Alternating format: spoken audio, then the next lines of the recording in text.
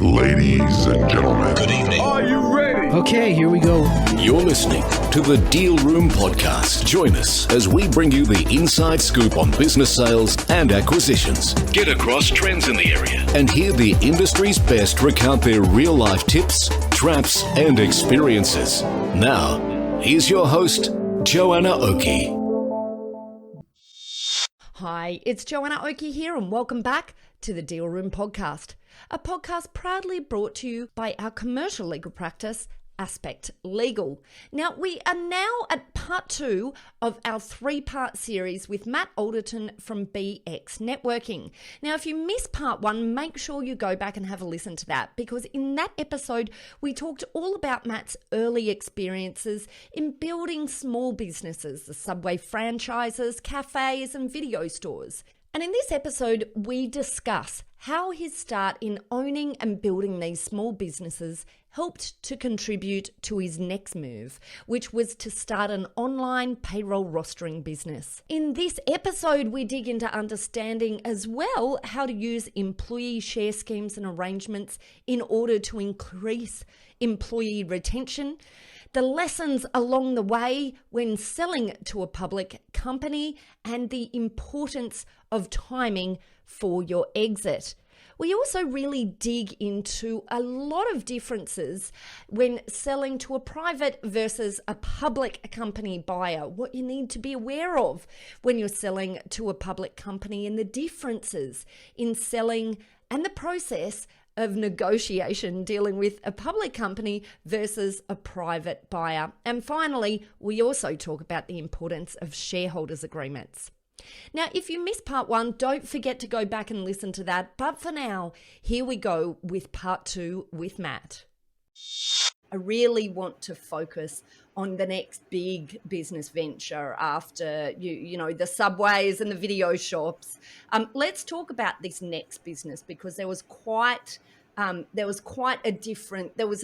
change in gear for you in terms of your approach. Not just because you were not then dealing with franchises, but I guess that is one element. And it'd be interesting to reflect on your the differences that you felt in the businesses there. But let's talk about the next business. Yeah, so the next business that I started before BX was a business called IWS, which was Integrated Workforce Solutions. And so IWS, I started from what it did, it actually, I talked about this a little bit earlier, it created online rosters. So my management team across all my shops could do their rosters online, and I could have transparency on that. I could see what was happening. Biggest cost in retail is your cost of goods and your wages, and having transparency on that is super important. And there was nothing out there that did that. My first instinct was to go look for something that was available in the marketplace to do it. There was nothing. So I thought, I'll build it so I could do it for my shops. And we had 9 shops in a very short period of time. So it made sense to invest in that. And so what I then did, and I mentioned I was working full time as well. So I was working for this company that had a whole bunch of other retail shops as well. So I wanted to be able to, provide for that as well. And so we built this online rostering payroll solution. So from all the way from who was rostered to who worked and paying them. So it was all automated, knowing that was going to save us a heap of time and save us a heap of money as well. And what we found is that so many people outside of our businesses were looking at because employees work in Subways at not just your shop, but other shops and stuff. And all of a sudden people are asking about it. I'd go to a franchise meeting. I'd be having conversations with other Subway owners about it. And I'm like, oh, yeah, you can use it. And like, how much is it going to cost? And I'm like, oh, such and such a week. And I can just pull numbers out of my head, right, kind of thing. And before we knew it, we were selling that and offering it to there. And then I started to realize the value proposition of what we're doing, and then created the business of IWS, grew it and scaled it within the first probably 3-4 years, brought on 2 key people. One of them is still the CEO of the organization. One of them was a sales manager, and both were just instrumental for the growth of the business. And I always say the best decisions you can make with any new business or any business is the people that you bring on. Hire slow, fire fast, I always say. Make sure you've got the right people, because that first person you hire will either double your capacity or will halve it. So you've got to have the right people in the right seats. And so I was very fortunate. The first two people that I recruited for the organisation, one is still the CEO today, and he was the operations manager at the time, and one was a sales manager, and he was with us for about 7 or 8 years, and instrumental in the growth of the business. Because, running retail shops and everything else that I was doing, can't run the business by myself. Got to have good people to do that. And so that's the number one lesson I would probably have learned through any of the businesses that I've had, is the people that are in your organisation are going to be the make or break of that success for that business. So I grew it and scaled it in about 2013, 14, 15, we're experiencing some growing pains. We're in that 7-figure realm. We've got, thousands of clients we're providing payroll and rostering services for, and we're feeling just that pain of scalability. And we probably reached our sort of benchmark of without having to do more in the business. And we realized we probably need to spend around $1.5–2 million over the next few years to upgrade the technology, to bring on key personnel, to, build some other structures in the business. And it was going to, there's probably $1 to $2 million worth of expense that we would probably need to cash flow into the business over that period of time to scale it fast. And so, these two partners in the business and also the company that I work for, we'd all partnered in the business. The two guys that were employees were now, we'd sold shares in the business, and they, to hold on to them, you got to have your good people, but there's an opportunity to hold on to people for a long time if they've got some skin in the game. So they bought into the business, and we decided that rather than us all throw money in, we would actually look for some equity partners. So we raised about $2.5 million through an equity raise. We sold down some of our shares and got a bit of a payday, which was all nice for us, but also got that $2.5 million put into the business as well to help take that to the next level. That was in 2015. And part of that equity raise meant that for a period of 5 years, we weren't allowed to take any dividends, and we're all committed to seeing the company grow. And one of the equity partners came in as the managing director of the business, had a whole heap of experience in this kind of tech space. And then we also had our operations director became our CEO as well. So we kind of had two key people running the business. And I very much took a back step at that point there. But I also had BX was just launching at that time there as well. And it made a decision that I was not definitely the best person to be running the business in that space. And we know that when you start splitting your focus, it definitely impacts the growth that you have in any of the businesses you have. So I just want to pause there for a second and just highlight a couple of things, and then we'll keep going. It's just fascinating when you talk about this realization that perhaps you weren't the best person to be running the business, or that you're not always, the founders are not always the best people to be running the business. And it's very interesting because we do as entrepreneurs, as founders, get connected to our businesses as well. So I think that's a really, it's a fundamental insight that you've just talked about just then. But there is also, I think, on the one hand, you might, business owners might understand that, but then seeing someone else run their business baby without them having control can be a really hard thing from an emotional perspective, based on what I've seen again and again. So that's just one thing. Another thing I wanted to come back to, it's this interesting concept of when you get on board capital and then you're driven by the requirements of others as well, rather than just yourself at that time. But that whole 5 years, no dividends, that's a tricky one, isn't it? Because then that's it. You're locked in, and you're not taking money off the table along the way. So whilst you said you got a bit of money off the table at the point of that raise, then that's it. You've got 5 years where you can't touch it again. Yeah. So that must have taken a bit of soul searching to commit to that path. I guess it's about seeing the bigger picture. I think seeing the bigger picture in both elements, the role and the bringing on partners and the loss of control, and also the non-dividend side of it. It's about seeing the big picture. So for IWS, the big picture for us was that, hey, we could be, a small 7-figure business. We could keep sort of, growing organically, but we would never be able to go to, 8 figures and beyond if we didn't do something different. And we made a decision not to invest that money into the business. To do that, we wanted to bring partners on.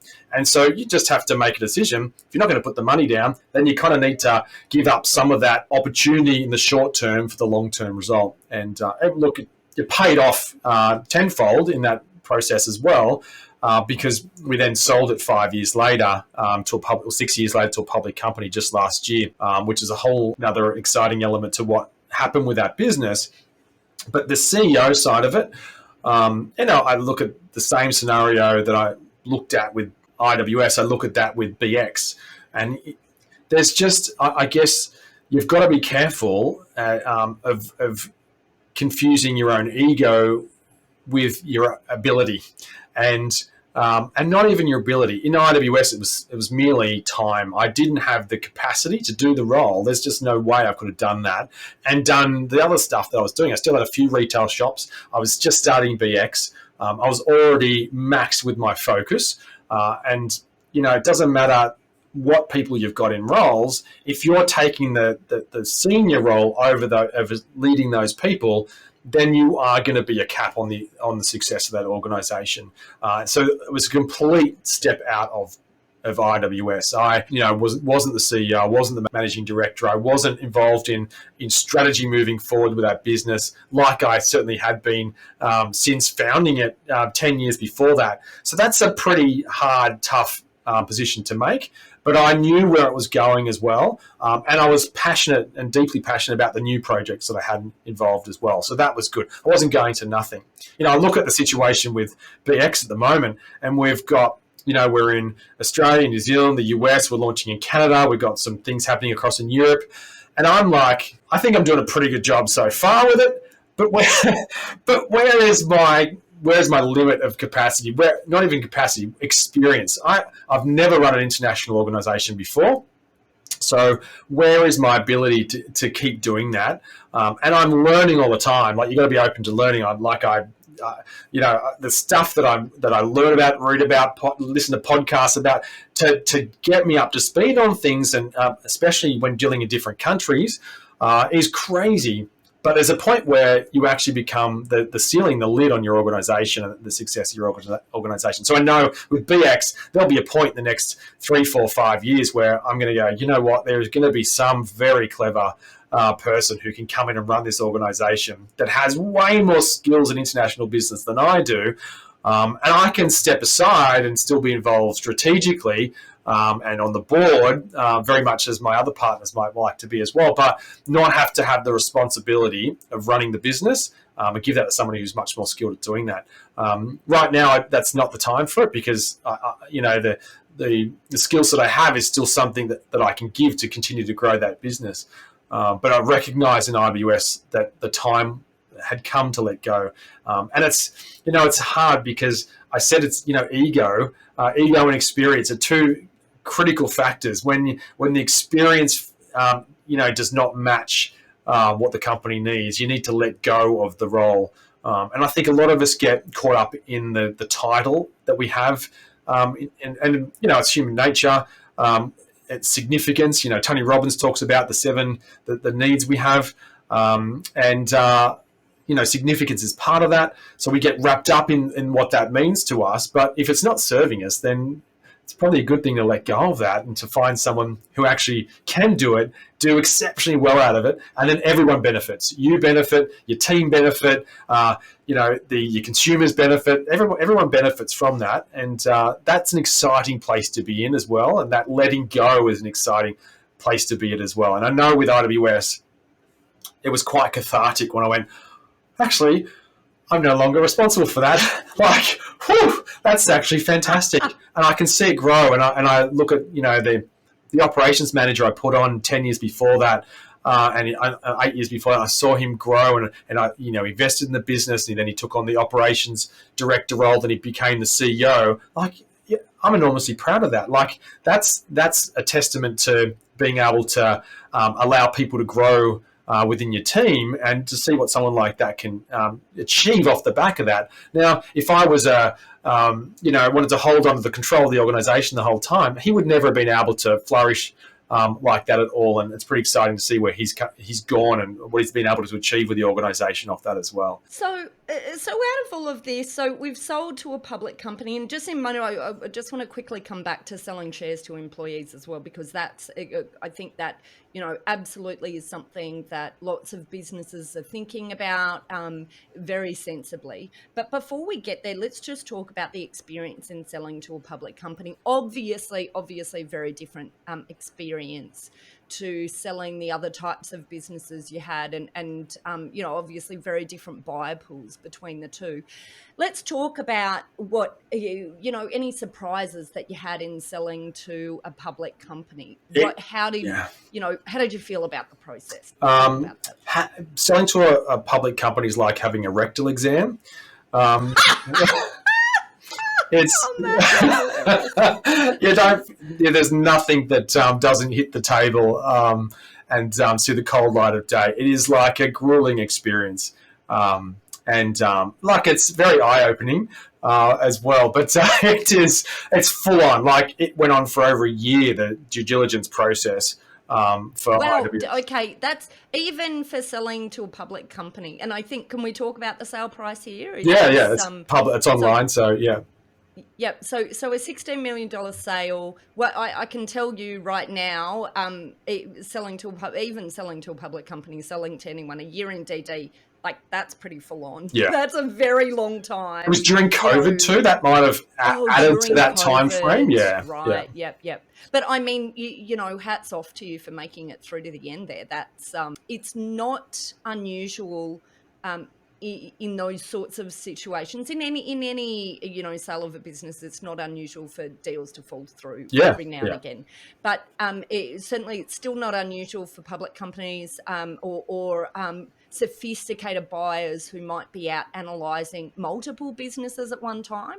And just a bit of sort of, the behind the scenes information. Quite often, sometimes it can take a long period of time in DDs because they're actually running different deals at the similar time and going through DD in different organisations at a similar time. And so as a seller, just as a tip here, you have to be really careful to keep your eye on that potential pool of buyers if they drop out, because it can be absolutely horrendous emotionally if you've been through a long period of DD and then it drops off. That's a horrible experience. But you have to hold tight and not drop your price if that's the outcome, because sometimes it can be a negotiation tactic. Absolutely. So a year of DD. They've investigated everything, including the kitchen sink, and you've probably learned far more than you ever wanted to know about data rooms. So am I guessing? Yeah.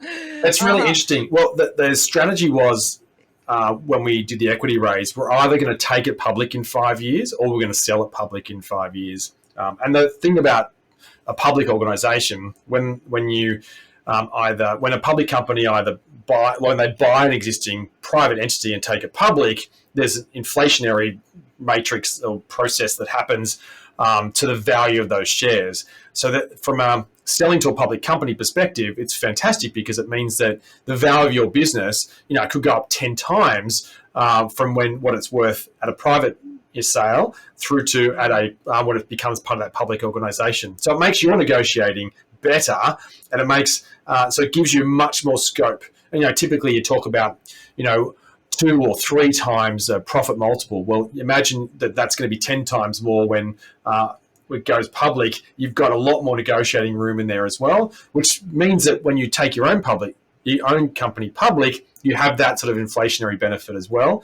And so that's why it was always a strategy with that. But I'll tell you what, it's a fun process to go through. He says with his tongue firmly in his cheek. Love it.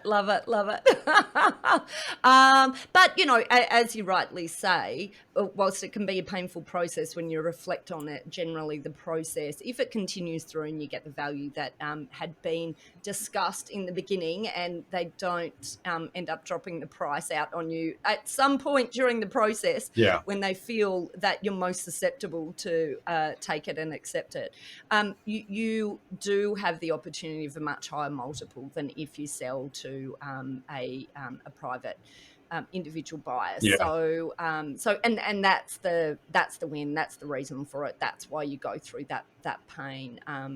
But it doesn't necessarily have to be a year of DD. No. And in fact, that's quite often why we'll develop timelines and try and keep people in timelines, because otherwise it can be a very harrowing process when it goes on for so long. Yeah.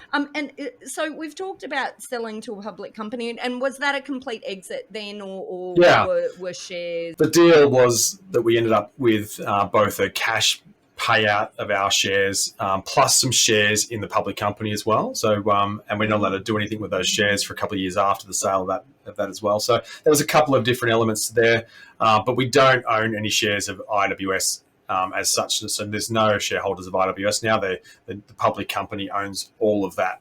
But we do have shares in that public company as well. So it's, it was really like I'd never done any of that before. And hats off, obviously, to the CEO and the operations team and the team that orchestrated the deal, because obviously it wasn't as involved in that part of the process as I had been 5 years before with the equity raise and through the running of the business before that. But yeah, like it's just an amazing journey to see a business that was an idea that served my businesses and taking it to a place where it could serve, thousands of business owners across Australia, which is it's a proud daddy moment kind of thing. 100%. Such an exciting moment. And I say this all the time. I'm sure other listeners are so sick of me saying it, but do you know what? I just love this area of law because I love deals, and I just love the joy that it's just, it really is that moment of crystallization of all of those hard years of work when you get to that point of exit, if you can do exit right. Yeah, absolutely.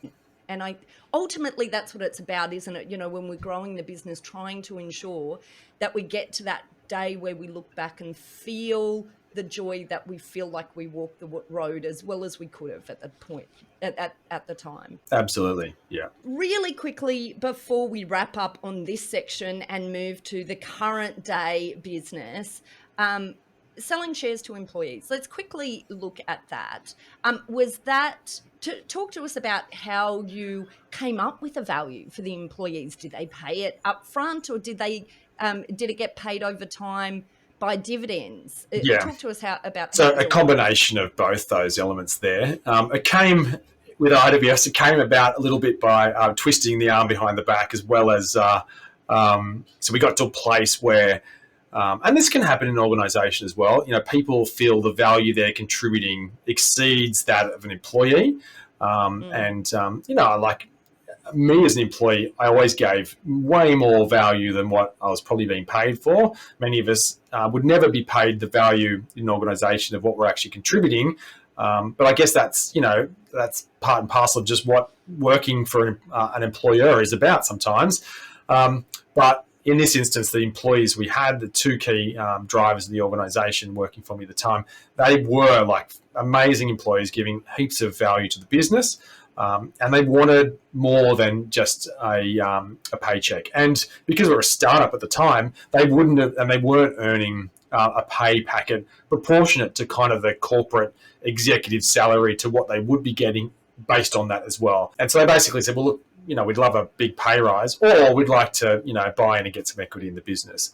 And we thought about that, whether or not we could afford to give them the pay rise at the time, or whether, equity was going to actually tie them into, to one, not have to have a conversation in the future about this again, not to lose them, because there's a cost of losing great people. And so we just worked together with them to work out what the best solution for them was in terms of what they could financially afford to buy in with, because we wanted them to have skin in the game. We wanted them to feel like, well, we needed them to feel financially invested, not just go, here's X percent, and by the way, you're going to pay it off over the next 5 years, because that's kind of not real then. You want them to have to put something down the table so it's skin in the game. That ties them in. Because it's easy still to walk away from something where you haven't had to put any money down for. So I feel like some skin in the game is a key element to it, but probably not proportionate to the value of the sales. Probably then you could pay those off out of future dividends in the business as well.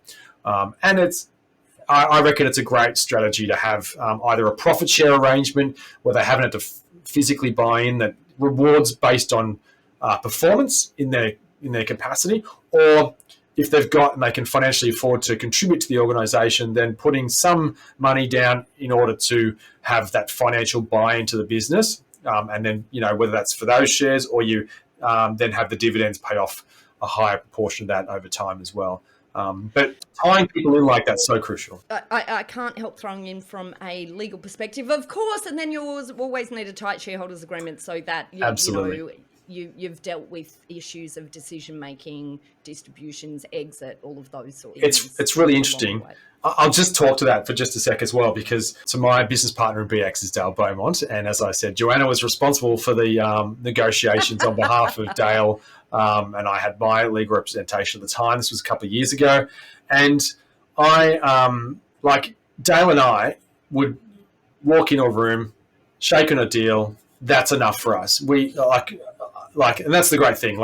Actually, we're pretty good partners. I think, Dale, if you're listening, I think we run on a very similar wavelength, and we run on a very high level of integrity and trust in each other. And I feel like your word is your worth, and I get that with Dale. However, our legal agreements, our shareholders agreement, has everything in it, because I don't want to ruin the relationship with Dale because one of us doesn't understand something that we thought we did. And there's so much that goes into running an organization and bringing together shareholders that if you don't have pretty much every single contingency that's going to happen documented in a way to handle it, then you could come to blows because there's going to be a misunderstanding. And so, I know my solicitors were pretty full on in the process, and I know that Joanna was as well. It was never confrontational. It was always, there was argy-bargy kind of push and pull till we came together on stuff. But it was so crucial that we knew what was important to each other and get that articulated in a document. Whereas if we just shook hands, that would have been great. But then there's going to be situations where in the future where we're going to go, oh, well, then how do we handle this? Because this is going to cause an issue if we don't do it this way or this way. And what happens then is you actually can come, the relationship is destroyed over something that could have been sorted out at the beginning. And I think that's what we did it really well with Dale and I. And I think that is such a crucial part of any arrangement, whether it's an employee buying in, whether it's even just starting a new employee and the understanding that you have with them in your documents. Setting that out in the beginning is much easier than fighting it out at the end, that's for sure. 100%. It's just, I say these documents as a checklist of the sorts of things you should be talking about that you probably will never talk about unless you're forced to talk about them. Yeah. And it doesn't have to be difficult, but you have that discussion once and then everyone's on the same page. And, I think law from the perspective, or documentation from the perspective of never having to need it because what it's created is an understanding between the parties, is the absolute best outcome. And that's what everyone should be aiming for ultimately. But of course, if you need to pull it out, then everyone knows where they stand. Yes. Okay, great, Matt. Thank you so much. What a fabulous story. I just love, that progression. And of course, we're going to have you back on our next episode of the Deal Room podcast to talk about where you are now, and I guess a reflection on the learnings along the way. But in the meantime, before we get to the next episode, why don't you let our listeners know how they can find out about you and find out more about BX, because we haven't been able to talk much about BX yet. So if you're interested, make sure you come to the next episode. But also, Matt, let's tell everyone where they can find you and find information about BX. Thanks, Joanna. Well, so as you know, BX kicked off in 2015 and is now an organisation that runs across several countries. And if you're in any of those locations, from Australia, the US, New Zealand, wherever that you're tuning into this podcast for, we'd love to have you along to one of our BX events. In fact, I was going to throw in for you, Joanna, that any of your listeners will shout them a VIP ticket with a complimentary breakfast, lunch or dinner at one of our events. If they book in, and we'll provide the links and stuff in the show notes for you as well. If you want to find out more about BX in general, you can go to bxnetworking.com, where you can find out all about BX and what we do. But make sure you look at the link there that Joanna's going to share with you, and you can grab a VIP ticket to one of our events and experience BX our shout. Wonderful, fabulous, Matt. Thank you so much for coming along. I'm super looking forward to hearing the next installment of your story in the next episode of the Deal Room podcast. Thanks, Matt.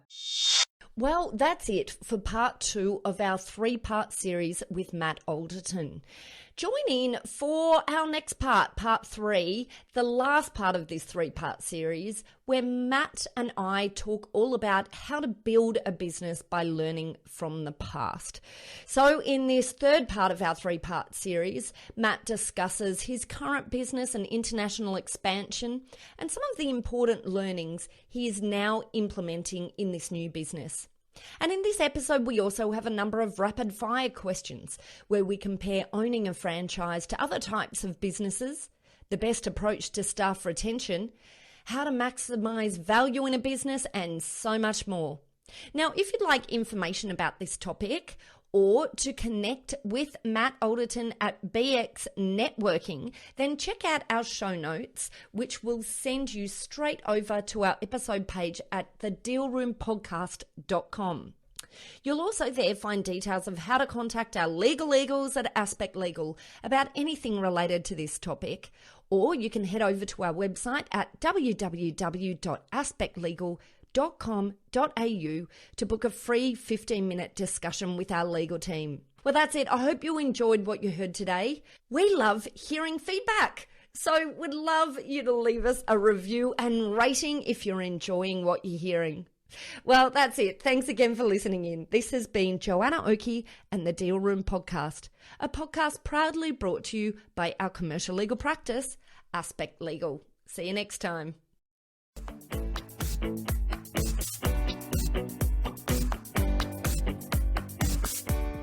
Aspect Legal has a number of great services that help businesses prepare for a sale or acquisition, to help them prepare in advance and to get transaction ready. We've also got a range of services to help guide businesses through the sale and acquisitions process. We work with clients both big and small and have different types of services depending on size and complexity. We provide a free consultation to discuss your proposed sale or acquisition. So see our show notes on how to book a time to speak with us, or head over to our website at aspectlegal.com.au. Ladies and gentlemen. That will conclude this evening's entertainment. Thanks for listening to the Deal Room Podcast. To find out more about this episode and other episodes in the series, check out the show notes or head over to our website at thedealroompodcast.com.au.